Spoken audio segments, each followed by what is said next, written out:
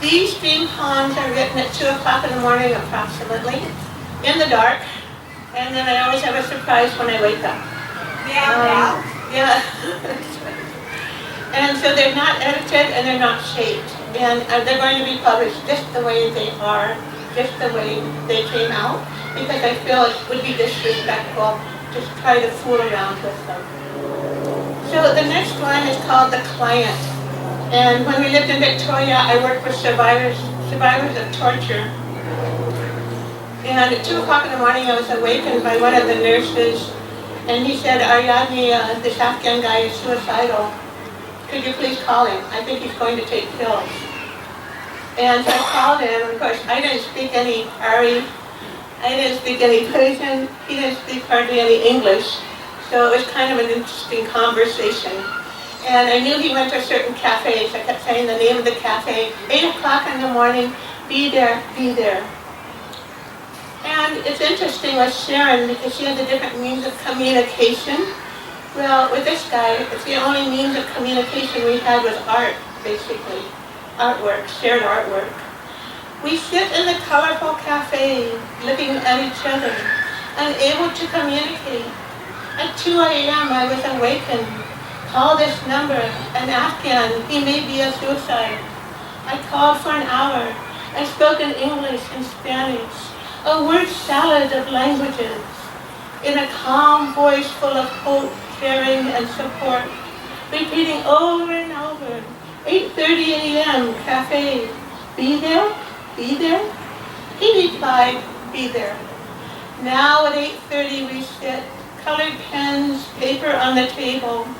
Little by little we drew our picture stories, punctuated by a few words.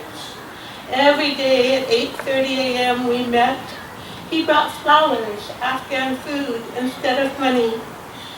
We drew joint pictures, images of life and torture in Afghanistan, drawings of the brain and trauma, of healing and happy faces. One morning he looked at the image of trauma on the page. Not all brain, he said excitedly, only a small part.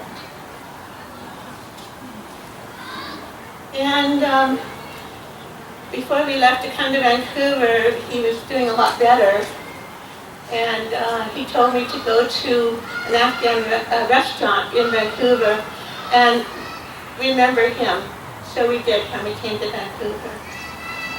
So here's a really strange one. This is called Bad Boys. And I think it's appropriate because there are a lot of bad boys in the world today. Yeah, Hildy. Jeremy's a bad boy? Yeah. I thought you were crazy about him. Boy. I was hoping for shakers, or Vera Manuel used to do 2 stones. So I think I'm just going to do this.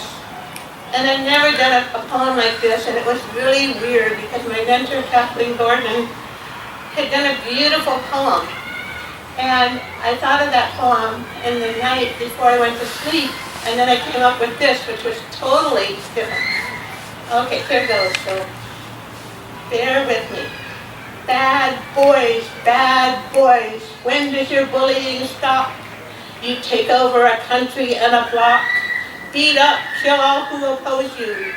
Bad boys, when does your bullying stop?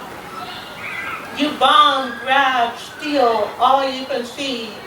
Bad boys, when does your bullying stop? With greed and power, all suffer, all are harmed. You think you are right, everyone else is wrong. Bad boys, give up your ancient barbarian ways.